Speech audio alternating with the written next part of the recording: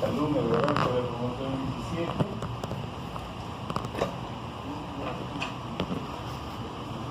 Y responsable de este segmento. Aquí van a aprender los que quieren aprender. Los que no quieren aprender no van a aprender. Y van a jalar este segmento. Hemos quedado, ¿cómo hemos quedado? Vamos a hacer las teorías entre hoy y mañana, dependiendo si lo pasamos hoy día con tranquilidad.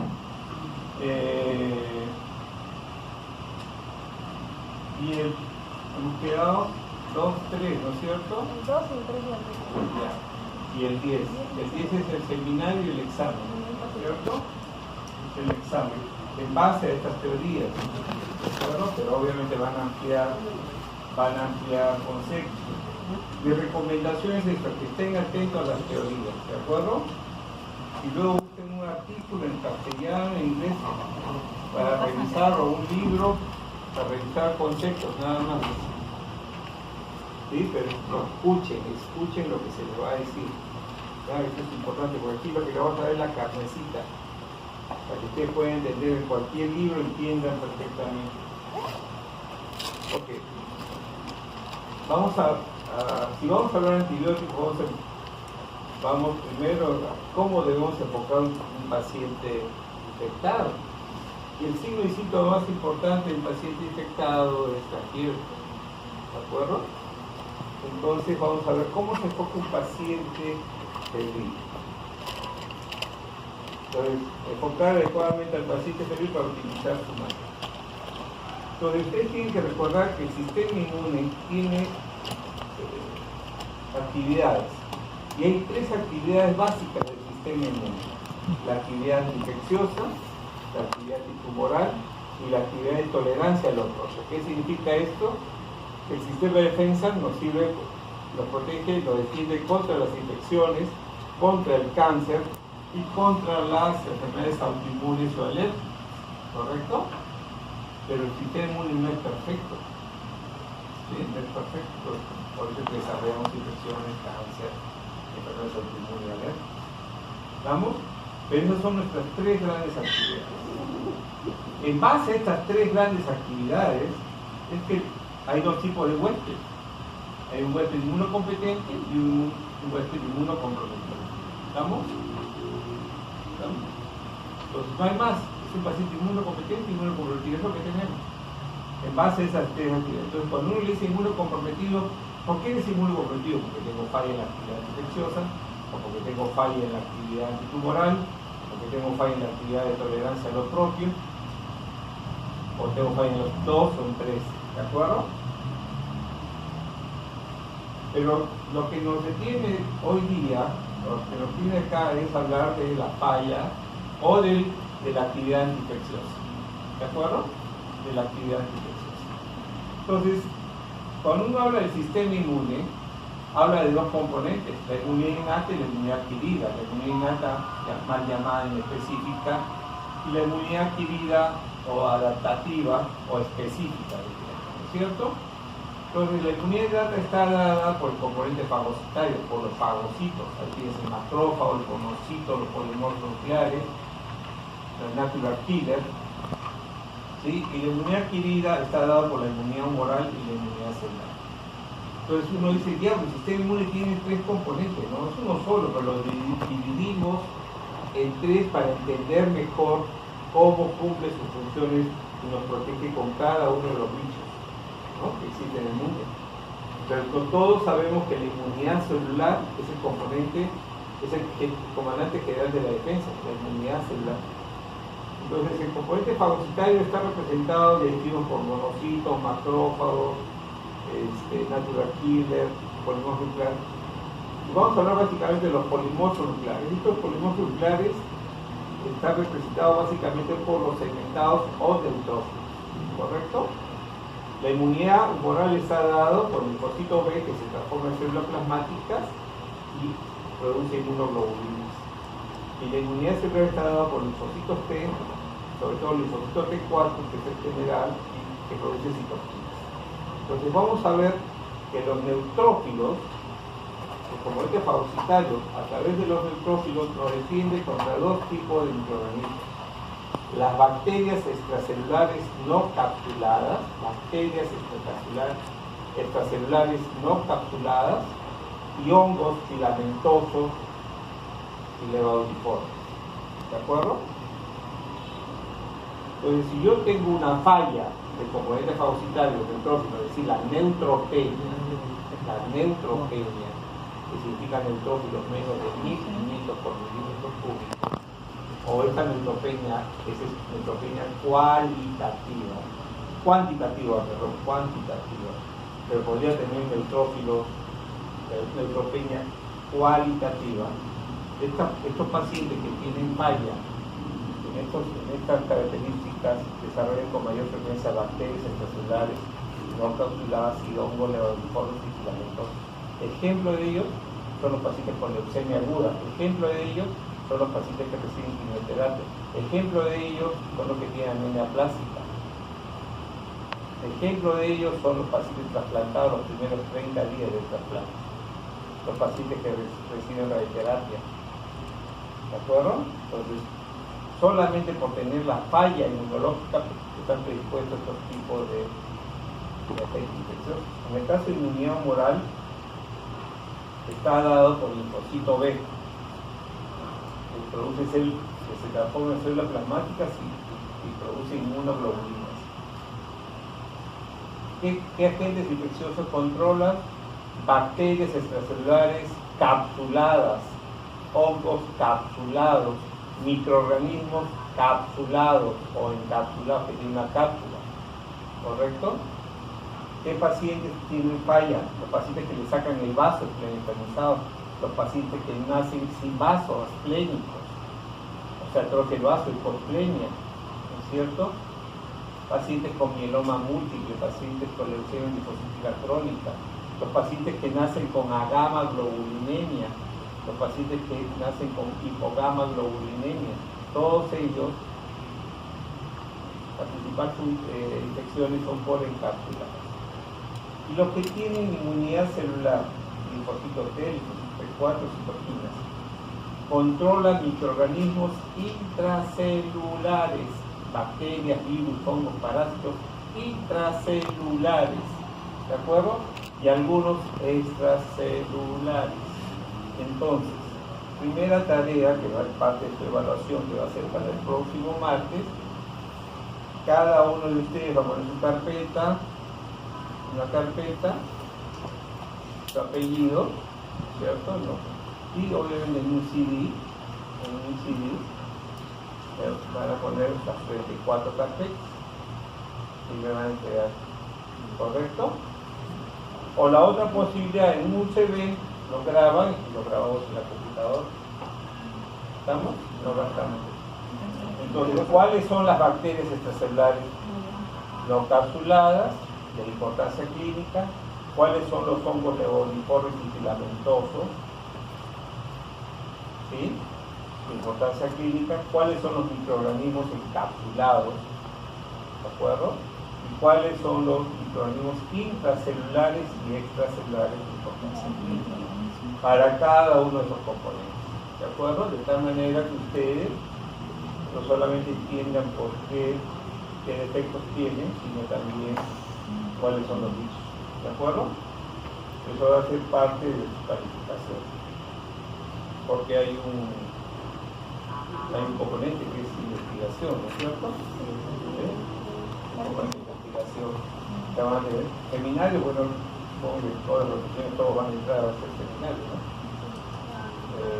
En el examen también va a entrar el seminario, o sea, van a tener que estudiar el tema del seminario. No solamente van a asistir al seminario, sino en el examen también hay preguntas sobre el seminario, ¿no? Sobre el seminario. ¿Estamos? Muy bien. ¿Está claro hasta acá lo que hemos conversado? ¿Tu apellido cuál es, doctorita? ¿Tu apellido es? Fabián. ¿Entendió? Después a la delegada le voy a dar una revista. ¿Ya está todo? Sí. ¿Todos han firmado? Dávila Vargas Talía no vino, ¿no? ¿Faltó? ¿Alguien más? No, ¿no? De todas maneras, por acaso, si han firmado mi amiguitos Abrego, Agreda. Te voy a dar un artículo que escribí en el 2003 en la revista Caetano Heredia, que es un resumen. ¿Ya? Pero de todas maneras es importante. Muy bien, entonces ya tenemos claro el sistema inmune, que tenemos un componente que nos cubre cada determinado tipo de agente. Entonces, cuando nosotros enfrentamos un paciente con fiebre, lo primero que uno tiene que, la pregunta que tiene que hacerse, primeramente es decir, ¿qué tipo de huésped estoy enfrentando el que tiene fiebre? Entonces, mi primera pregunta es: ¿es un paciente inmunocompetente o es un paciente inmunocomprometido? Si es inmunocomprometido, ¿qué componente tiene? Fagocitario, humoral, celular. ¿De acuerdo? O combinado. Entonces, para eso se necesita tener base. Hay que estudiar y conocer patología. ¿Correcto? La segunda pregunta que tienen que hacerse es: ok, este paciente inmunocompetente, inmunocomprometido, ¿esa fiebre es de origen infeccioso o de origen no infeccioso? ¿De acuerdo? Cuando es de origen infeccioso, hay que hacerse una pregunta: ¿es un proceso infeccioso localizado o es parte de un proceso infeccioso generalizado? Y si es no infeccioso, la pregunta es: ¿será de origen, yo lo hago acá, neoplásico o no neoplásico? ¿De acuerdo?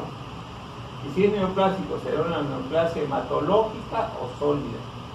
¿Correcto? Si es no neoplásico, ¿es inmunológico o no inmunológico? ¿Cuáles serían inmunológicos? Las enfermedades autoinmunes, ¿no es cierto? ¿Y cuáles serían las no inmunológicas? Las degenerativas, las de depósito, las endocrinológicas, las metabólicas, etc. ¿De acuerdo? Entonces, la próxima vez que ustedes vean un paciente con fiebre, ¿sí? La primera pregunta que tienen que hacerse: ¿es un paciente inmunocompetente, inmunocomprometido? ¿Cómo van a llegar ustedes a eso? ¿Cómo van a llegar? ¿Cómo lo ¿Ah? La historia clínica, anamnesis, examen físico. Con esas dos uno hace el diagnóstico presuntivo, pide exámenes auxiliares para el diagnóstico presuntivo, ¿no es cierto? Entonces, basa la historia, que es diabético, drogadicto, VIH, en fin, y uno le va a tiene cáncer, alguna cosa, o es un paciente inmunocomprometido, o es un neonato o un adulto mayor, ¿te das cuenta? O es diabético, en fin. Entonces, y luego, en base, si es inmunocomprometido, tiene cáncer, recibe quimioterapia, está neutropénico y fagocitaria. Entonces, hace fiebre, yo sé que el paciente neutropénico, se hace fiebre, primero es infección, antes que cualquier cosa. Entonces uno dice, actúa de esa manera. Entonces, es bien importante que definamos qué tipo de huésped. Y en segundo lugar, ya hemos dicho, ¿no? Si es infeccioso o no. Hay un concepto que hemos hablado de PIC, ¿no es cierto? Si yo te cito PIC y no cumple esos criterios, será PIC, entonces es infeccioso localizado, porque está. Entonces, si yo tengo una persona que tiene fiebre más de 5 a 7 días, que tiene compromiso del resto del sistema monocito macrófago, es decir, que tiene hepatomegalia y o esplenomegalia y o linfadenomegalia y o hiperplasia en la médula ósea y el intestino aspirado, tiene compromiso general del paciente y no tiene foco. Si ustedes tienen ese paciente, la primera pregunta, ¿cuál sería? ¿Es un inmunocompetente? ¿Es un inmunocomprometido? Sí, sí, y luego, la segunda pregunta, ¿cuál sería? ¿Es de origen infeccioso o no infeccioso? Si es infeccioso, eso se llama proceso infeccioso generalizado. ¿De acuerdo? Y si eso es no infeccioso, no tiene un nombre propio, se llama, pues será neoplásico o no neoplásico. ¿Estamos? Primero le estoy enseñando cómo enfocar los pacientes, para luego hablar de terapéutica propiamente dicha. Si no sabemos sobre quién estoy trabajando, menos vamos a saber cómo manejar. ¿Estamos? Tiene que haber una lógica, una racionalidad. ¿Estamos? Entonces vamos a hablar cuáles serían las causas del proceso infeccioso generalizado en el Perú. Haciendo una tormenta de ideas de origen bacteriano, entonces tenemos fiebre tifoidea, tenemos brucelosis aguda, tenemos tuberculosis, tenemos la enfermedad de Carrión, que es la bartonelosis, por Bartonella bacilliforme, pero la fase agudo febril amenizante, eso por la forma de la ruda peruana no. Leptospirosis, sepsis, endocarditis infecciosas, abscesos intraabdominales, infección del tracto urinario alto.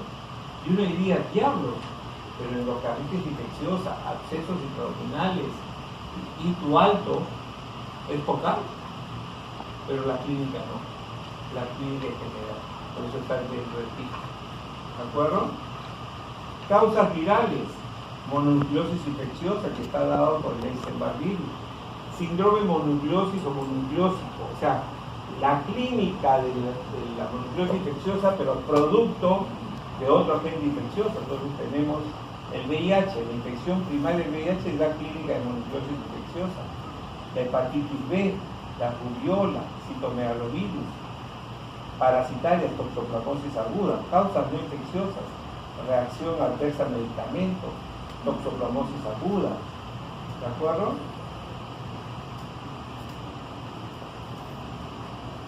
Reacción adversa a medicamentos, linfoma maligno, vasculitis sistémica, ¿correcto? Causas parasitarias, toxoplasmosis aguda, malaria, y fúngicas, causas fúngicas serían fungenias, o sea, cuando el hongo está en la sangre nos da una clínica de PIC. ¿De acuerdo?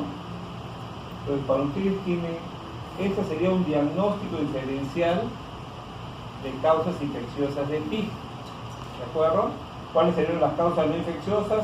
Ahí no he puesto alguna, hemos puesto causa neoplásica, linfoma, causa no neoplásica, reacción adversa a medicamentos, vasculitis sistémicas, etc.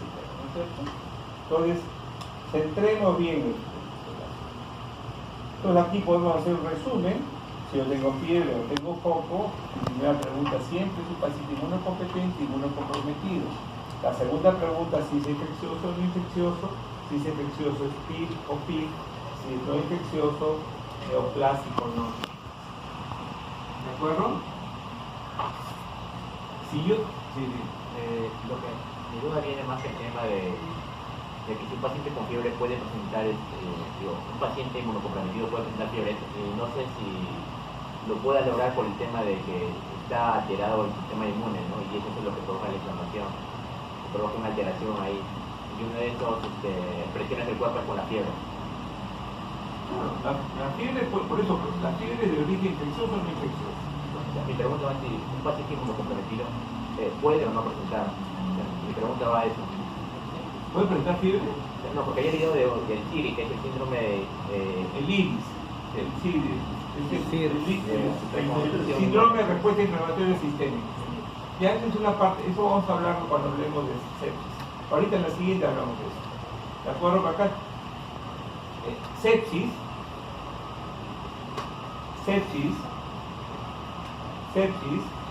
¿qué cosa es sepsis? Sepsis es el síndrome de respuesta inflamatoria sistémica producto de una agente infeccioso documentado de alta gravedad. ¿De acuerdo? Y eso era en sepsis 1 y sepsis 2. Cuando nace sepsis 3, el consenso sepsis 3, ya le agregas disfunción orgánica. ¿De acuerdo? Pero sepsis es el síndrome de respuesta inflamatoria sistémica. Si yo tengo fiebre en un paciente inmunocompetente, lo primero que yo digo, este paciente inmunocompetente, yo tengo que descartar que tenga falla de la inmunidad, o sea que no sea inmunocomprometido. ¿De acuerdo? ¿Sí? Y la otra cosa es, toda la fiebre es producto de que si ya no es el sistema inmune que funciona mal, tiene que haber un factor extrainmune, ¿no es cierto? Entonces comienzo datos epidemiológicos, procedimientos que puede ser sometido, medicamentos que toma, etcétera, ¿no? O viajes, etcétera, conductas de riesgo, etcétera. Por ejemplo, ¿qué cosas? Este paciente puede tener un catéter venoso central, un catéter urinario, recibe instrucción parenteral, recibe sometido a cirugía, tomar medicamentos que pueden dar fiebre, ¿de acuerdo? Acaba de venir de Piura, no va a tener dengue, chikungunya, zika, malaria, ¿ok? ¿sí? ¿Estamos? O ha tenido una noche tormentosa hace una semana y resulta que tiene descarga uretral y lo que tiene es una infección de transmisión sexual o de nerviosito o de riesgo, y obviamente está haciendo infección primaria, ¿no? de VIH. O sea, por eso es que hay que sentarse, no es cuestión de hacer diagnóstico así, hay que sentarse a analizarla. Y en caso de ninguno comprometido, fíjense que acá es, descarto uno y me voy al otro, ¿no es cierto? Acá sumo los dos, fiebre en ninguno comprometido, es decir, yo tengo que saber qué tipo de inmunocompromiso tiene y además los factores extrainmunes. O sea, un paciente inmunocompetente tiene fiebre, sus factores extrainmunes, ¿de acuerdo? Porque yo descarté que sea falla inmunitaria. En cambio, el paciente inmunocomprometido va a tener fiebre, o las causas de fiebre pueden ser asociadas a su propia inmunodeficiencia o a factores extrainmunes, a catéter. Yo puedo tener un paciente neutropénico que vive en Quito y le da malaria. ¿Qué tiene que ver la malaria con su neutropenia y quimioterapia? Nada, simplemente que vive en una zona endémica. ¿Se dan cuenta? O sea, muchas de las causas pueden deberse a su propia inmunodeficiencia, pero también a su entorno, a su estilo de vida, a lo que come, a lo que trabaja, a lo que vive, ¿cierto? Cotas, etc. Entonces es muy importante que ustedes, para hacer el diagnóstico, consideren tres puntos: el dato epidemiológico, el cuadro clínico y los exámenes aplicados. Esos son tres parámetros que cuando ustedes lleven infección se hagan seminarios conmigo, tienen que hacer eso. El dato epidemiológico, el cuadro clínico que presenta el paciente y los exámenes auxiliares. ¿Correcto? Entonces, el tratamiento obviamente va a ser sintomático y antiinfeccioso dependiendo de la causa. Y es muy importante, y hablaremos en su oportunidad sobre medidas de prevención. ¿Ya? ¿Preguntas acá? ¿Preguntas? Dime. Cuando pidan preguntas, levante la mano y diga su nombre para ir reconociendo. Mi nombre es Eric Cornejo. ¿Ya? Eric Cornejo. Sí. Mi pregunta era, bueno, no le entendí en la última parte. ¿Qué cosa tiene que ver el dengue, que es un virus intracelular, un paciente neutropénico que falla fagocitaria? Nada. Entonces son factores extrainmunes. El paciente inmunocomprometido, tú lo vas a mirar y vas a quedar, este es inmunocompetente, este es un paciente inmunocompetente. Entonces voy a buscar factores extrainmunes, viajes, trabajo, comportamiento de riesgo, mascotas, alimentos. ¿Estamos? Enfatizo eso. En cambio, si yo sé que es un inmunocomprometido, primero yo chequeo y es un inmunocomprometido continuo. No solamente me quedo con eso, sino busco siempre factores de riesgo. Al final en los dos vas a trabajar los dos. Pero para el enfoque de la fiebre, el inmunocomprometido es mucho más certero, porque tiene qué tipo de inmunocompromiso es fagocitario, humoral, celular combinado. Y en el otro, qué tipo de factores extrainmunes tiene. ¿Entienden? En un paciente inmunocompetente, yo viaja a Tumbes y le da dengue, ese fue su factor de riesgo. ¿Sí? Y yo tengo que descartar que no tenga nada de cónico. ¿Sí? Descarto que no tiene nada, es dengue es un inmunocomprometido. ¿Qué pasa si un paciente con linfoma viaja a Tumbes y le da dengue?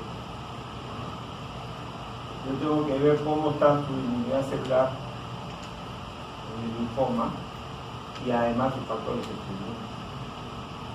¿Estamos? Bueno, algo que no dije fue la inmunidad celular. ¿Cuáles son las poblaciones que fallan inmunidad celular? VIH-Sida, linfomas malignos, corticoterapias, etc., ¿no? Trasplantados. En humoral también son los trasplantados y en celular también trasplantados, ¿no? Para responder mi pregunta, doctor, ¿cómo el paciente inmunocomprometido puede desarrollar fiebre si tiene alteración del sistema inmune, ¿no? Y son estos Pero, claro, lo que es la respuesta a la fiebre, ¿no? Por las propagandinas y También, pero no es absoluta. No es absoluta. Por eso es que los inmunocomprometidos son causa de sepsis si fiebre, ¿no es cierto? Y eso que fiebre es un indicador para sepsis. Entonces, pues, es difícil decir, entonces, si yo tengo cojera, uno no puedo ponerle ese etiqueta. Los pacientes neutropénicos tienen, acuérdate que los fagocitos son las células presentadoras de antígeno. Pues si no tienes células presentadoras de antígeno, ¿qué le lleva y estimula al otro para que haya respuesta inmune, ¿cierto? Ese es el principio. A los neutrófilos consideraban que no era una célula presentadora de antígeno, cada vez más hay evidencia que el neutrófilo es una célula. El macrófago, claro, que está demostrado, la célula dendrítica está demostrada, ¿correcto? El neutrófilo por muchos años se creyó que no era, y también es. Pero lo vamos a entender acá. Ok. Ahí, ustedes ven ahí el huésped, ¿de acuerdo? Ahí ven el huésped. El huésped nosotros constantemente estamos siendo atacados por una noxa. Noxa es todo lo que nos hace daño, ¿de acuerdo? Y esa noxa puede ser de origen infeccioso o puede ser de origen no infeccioso. Y el cuerpo va a responder de la manera que sabe, la única manera que sabe, ¿no es cierto? Tu sistema inmune reacciona contra la noxa y produce una inflamación. Esta inflamación se llama respuesta inmune. Esta respuesta inmune puede ser localizada o puede ser generalizada. ¿Qué es lo que hace que sea localizada y que sea localizada y otra generalizada? Se crearon una serie de teorías, por muchos años no se sabía. Y ahora cada vez se sabe más porque la tecnología ha avanzado. Hay lo que se llaman los checkpoints. Los checkpoints. ¿Se acuerdan que ustedes han leído? Había el Marx, ¿cierto? Por cierto, ya desapareció, ¿no es cierto? O sea, se inflama y luego hay una respuesta antiinflamatoria, ¿no es cierto? Entonces, esto es lo que hace que, pero ¿por qué para unos es solamente localizado y otros sistémico? Ahora vamos a ver. Pues cuando ocurre la inflamación, es una balanza, ¿no? ¿Sí?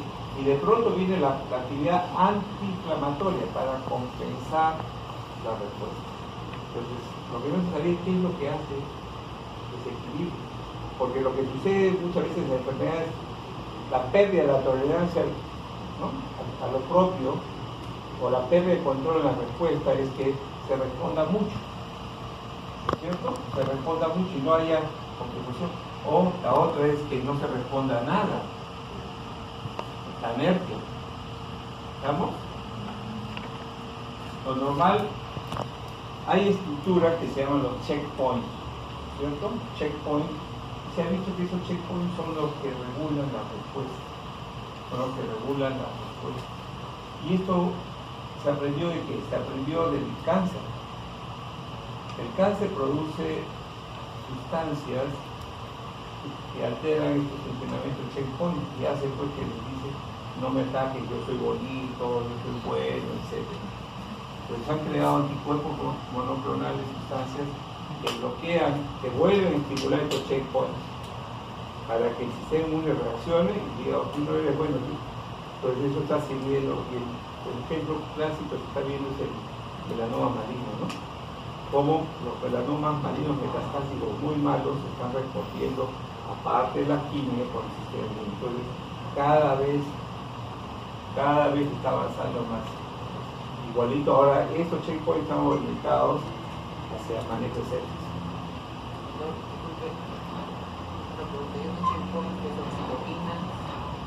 Son receptores. Claro, y todo eso desencadena agentes de transmisión, ¿no?, y liberación de sustancias. Entonces, cuando nosotros hablamos de estas infección generalizada, estamos hablando del síndrome de respuesta inflamatoria sistémica. Entonces, el síndrome de respuesta inflamatoria sistémica son 4 criterios: depósito mayor de 12.000, menor de 4.000 o más de 10% abastonados, temperatura mayor o igual a 38 grados o menor de 16, frecuencia cardíaca mayor de 90, frecuencia respiratoria mayor de 20 o PSO2 menor de 22. Si yo tengo 2 o más, puedo decir que una persona está en síndrome de respuesta inflamatoria sistémica. Lo que no me puede decir es si ese síndrome de respuesta inflamatoria sistémica es producto de una agente infeccioso o no infeccioso. ¿Cómo lo sabemos? Eso es lo que es grave. Cuando el paciente viene, va a venir con CIRS.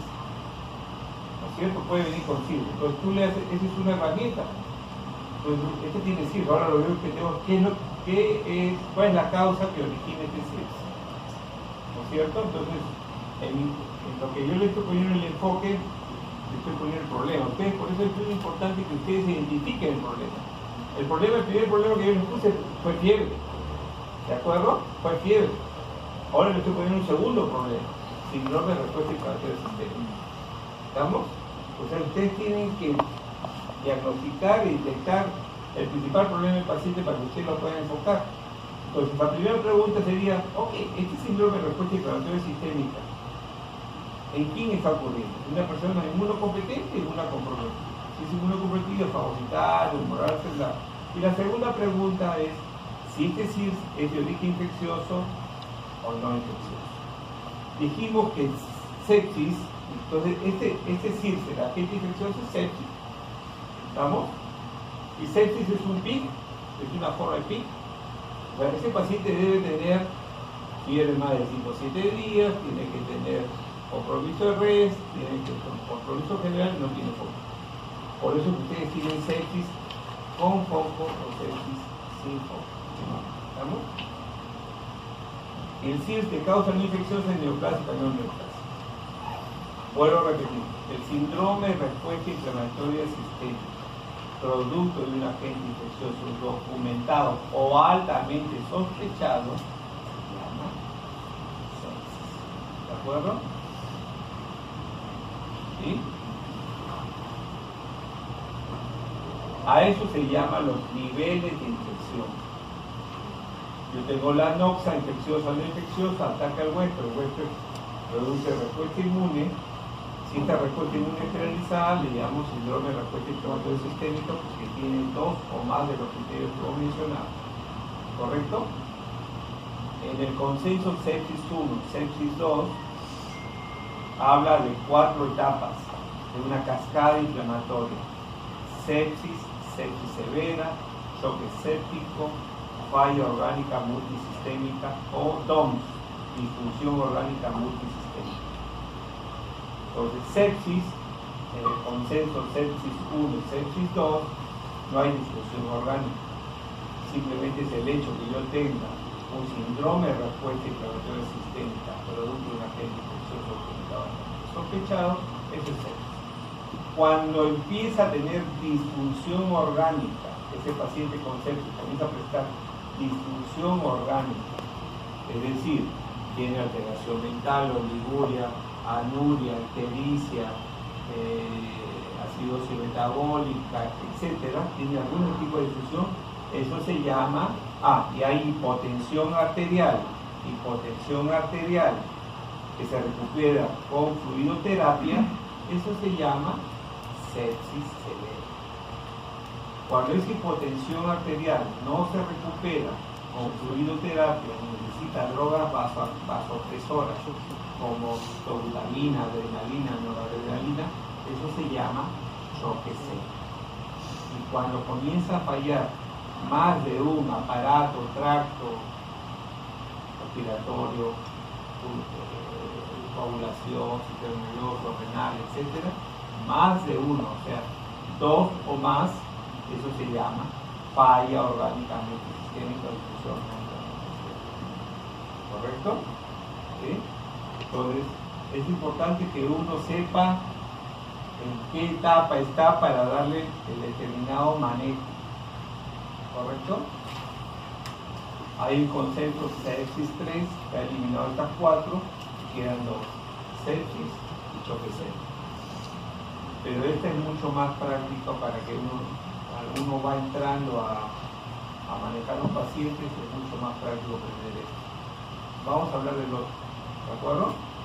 Y miren, ¿se puede recuperar? Sí, pero hay que hacer diagnóstico temprano. Pero obviamente, mientras más tardío yo ingrese a manejar el problema, menos posibilidades de salvar. ¿De acuerdo? Ese es el mensaje. Todo eso es una cascada inflamatoria. Entonces le podría dar antiinflamatorios, no funciona, le puedo dar corticoides, no funciona. ¿No es cierto?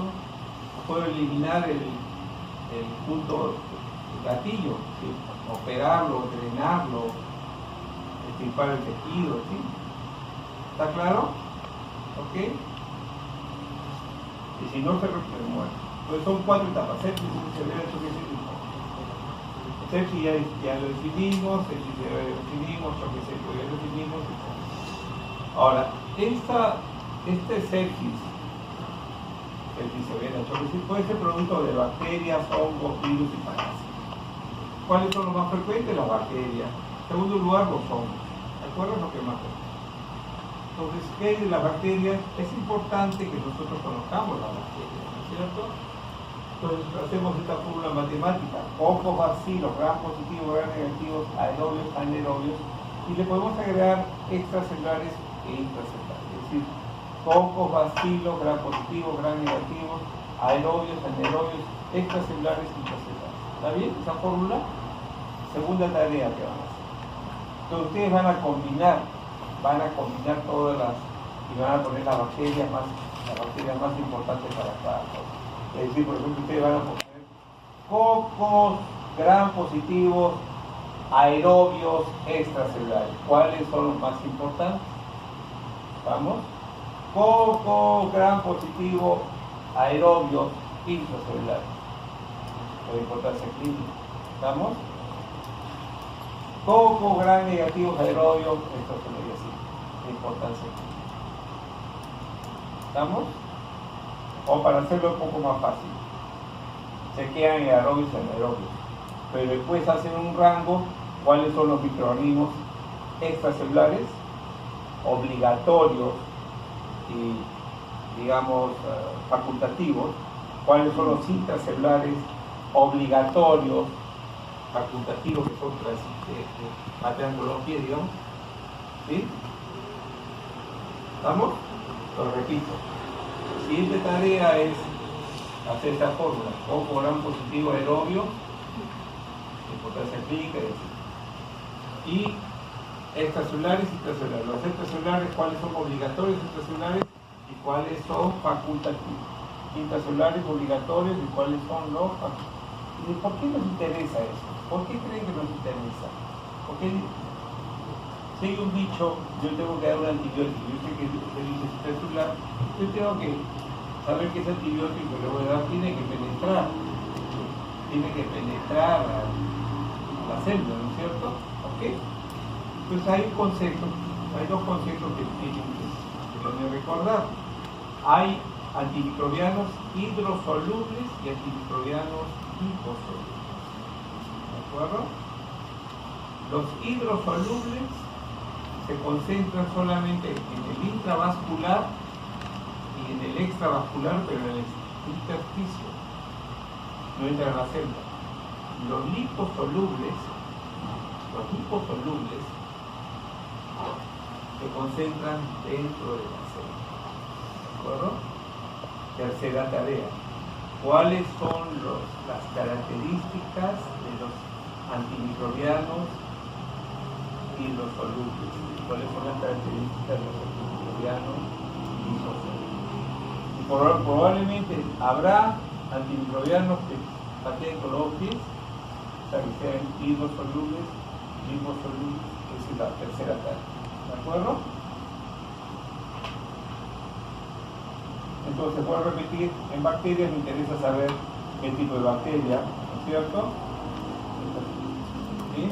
Y en hongos, cuando hablo de hongos, me interesa saber si es un hongo levaduriforme, un hongo filamentoso o un hongo dimórfico, ¿no es cierto? El dimórfico significa levaduriforme en el cuerpo del huésped y filamentoso en el ambiente.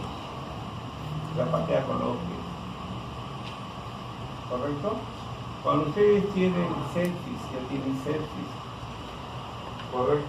Ustedes pueden tener sepsis, un paciente con sepsis, usted lo examina y no tiene foco, sepsis sin foco, pero tienen sepsis con foco. ¿Cuáles son los focos más frecuentes? El urinario, el pulmonar, el cutáneo, ¿no es cierto? El abdominopélvico, puede ser el óxido, etc., ¿no?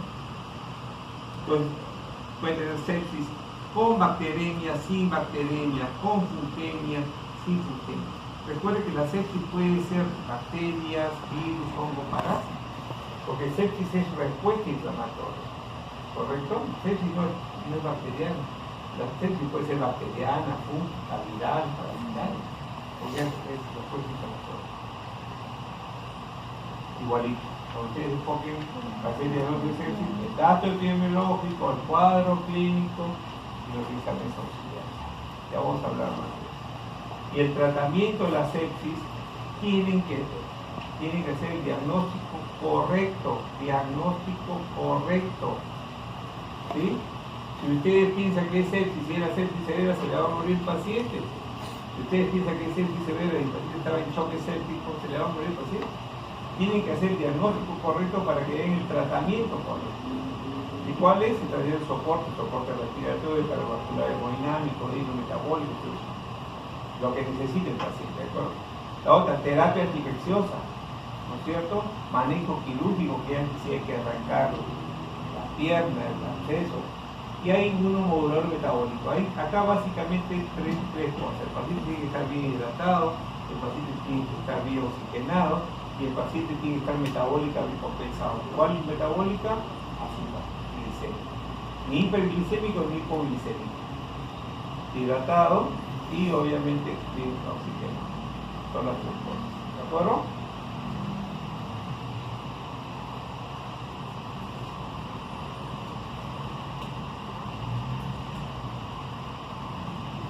Y para esta primera parte,